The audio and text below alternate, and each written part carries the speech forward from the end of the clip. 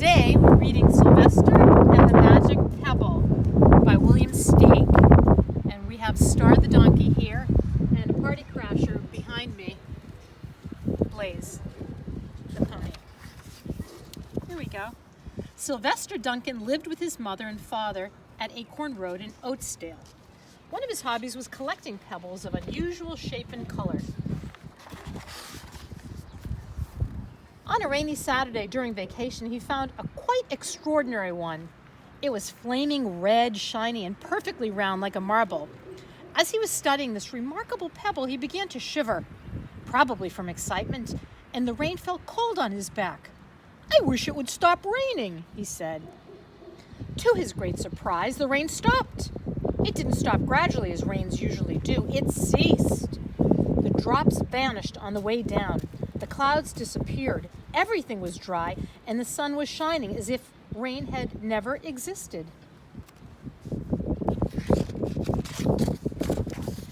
In all his young life, Sylvester had never had a wish gratified so quickly. It struck him that magic must be at work, and he guessed that the magic must be in the remarkable-looking red pebble, where indeed it was. To make a test, he put the pebble on the ground and said, "I wish it would rain again." Nothing happened, but when he said the same thing holding the pebble in his hoof, the sky turned black. There was lightning and a clap of thunder, and the rain came shooting down. He wished the sun back in the sky, and he wished a wart on his left hind fetlock would disappear, and it did. And he started home, eager to amaze his father and mother with his magic pebble. He could hardly wait to see their faces. Maybe they wouldn't even believe him at first. "What a lucky day this is," thought Sylvester. "From now on, I can have anything I want. My father and mother can have anything they want. My relatives, my friends, and anybody at all can have everything anybody wants." As he was crossing Strawberry Hill, thinking of some of the many things he could wish for, he was startled to see a mean, hungry lion looking right at him from behind some tall grass. He was frightened. If he hadn't been so frightened, he could have made the lion disappear, or he could have wished himself safe at home with his father and mother. He could have wished the lion would turn into a butterfly or a daisy or a gnat. He could have wished many things, but he panicked and couldn't think carefully. I wish I were a rock," he said, and he became a rock. The lion came bounding over, sniffed the rock 100 times, walked around and around it, and went away confused, perplexed, puzzled, and bewildered. "I saw that little donkey as clear as day. Maybe I'm going crazy," he muttered. "It's okay, Star, it's just the wind." And there was Sylvester, a rock, on Strawberry Hill with the magic pebble lying right beside him on the ground, and he was unable to pick it up. "Oh, how I wish I were myself again," he thought, but nothing happened. He had been touching the pebble to make the magic work, but there was nothing he could do about it. His thoughts began to race like mad. He was scared and worried. Being helpless, he felt hopeless. He imagined all the possibilities, and eventually he realized that his only chance of becoming himself again was for someone to find the red pebble and to wish that the rock next to it would be a donkey. Someone would surely find the red pebble. It was so bright and shiny, but what on earth would make them wish that a rock were a donkey? The chance was 1 in a billion at best. Sylvester fell asleep. What else could he do? Night came with many stars.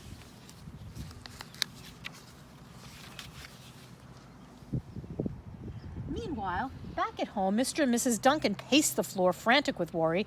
Sylvester had never come home later than dinner time. Where could he be? They stayed up all night wondering what had happened, expecting that Sylvester would surely turn up by morning, but he didn't. Of course. Mrs. Duncan cried a lot, and Mr. Duncan did his best to soothe her. Both longed to have their dear son with them. "I will never scold Sylvester again as long as I live," said Mrs. Duncan, "no matter what he does." At dawn, they went about inquiring of all the neighbors. They talked to all the children, the puppies, the kittens, the colts, the piglets. No one had seen Sylvester since the day before yesterday. They went to the police. The police could not find their child. All the dogs in Oatsdale went searching for him. They sniffed behind every rock and tree and blade of grass into every nook and gully of the neighborhood and beyond, but found not a scent of him. They sniffed the rock on Strawberry Hill, but it smelled like a rock. It didn't smell like Sylvester. What is going to happen? After a month of searching the same places over and over again and inquiring of the same animals over and over again, Mr. and Mrs. Duncan no longer knew what to do. They concluded that something dreadful must have happened and that they would probably never see their son again, though all the time he was less than a mile away. They tried their best to be happy, to go about their usual ways, but their usual ways included Sylvester, and they were always reminded of him. They were miserable. Life had no meaning for them anymore.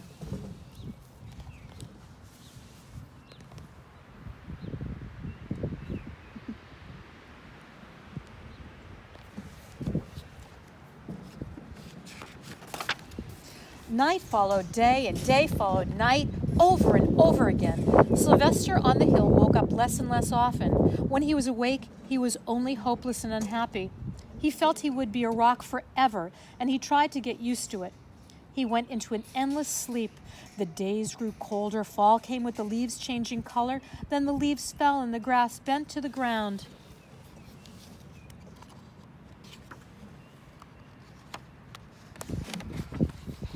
Then it was winter. The winds blew this way and that. It snowed. Mostly the animals stayed indoors, living on the food they had stored up. One day a wolf sat on the rock that was Sylvester and howled because he was hungry. Then the snows melted, the earth warmed up in the spring sun, and things budded. Leaves were on the trees again, flowers showed their young faces.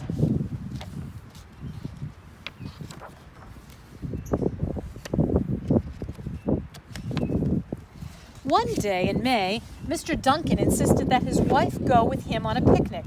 "Let's cheer up," he said. "Let us try to live again and be happy, even though Sylvester, our angel, is no longer with us."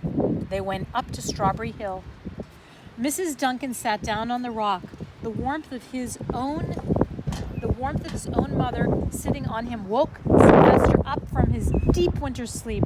How he wanted to shout, "Mother, Father, it's me, Sylvester, I'm right here." But he couldn't talk. He had no voice. He was stone dumb.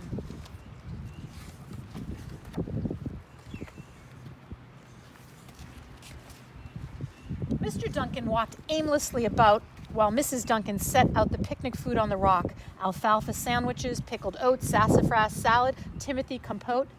Suddenly, Mr. Duncan saw the red pebble. "What a fantastic pebble!" he exclaimed. Sylvester would have loved it for his collection. He put the pebble on the rock. They sat down to eat. Sylvester was now as wide awake as a donkey that was a rock could possibly be. Mrs. Duncan felt some mysterious excitement. "You know, Father," she said suddenly, "I have the strangest feeling that our dear Sylvester is still alive and not far away." I am, Sylvester wanted to shout, but he couldn't. If only he had realized that the pebble resting on his back was the magic pebble. "Oh, how I wish he were here with us on this lovely May day," said Mrs. Duncan. Mr. Duncan looked sadly at the ground. "Don't you wish it too, Father?" she said. He looked at her as if to say, "How can you ask such a question?" Mr. and Mrs. Duncan looked at each other with great sorrow. "I wish I were myself again. I wish I were my real self again," thought Sylvester. And in less than an instant, he was. You can imagine the scene that followed. The embraces, the kisses, the questions, the answers, the loving looks, and the fond exclamations. When they had eventually calmed down a bit and had gotten home, Mr. Duncan put the magic pebble in an iron safe. Someday they might want to use it, but really, for now, what more could they wish for? They all had the end. And I love happy endings, and I believe, Star, you do too. Do you love a happy ending, Big Sweet? I love this book. I hope that I get to read a book when it's not quite so windy, but that's all for now. Thanks to Kirsten holding the camera.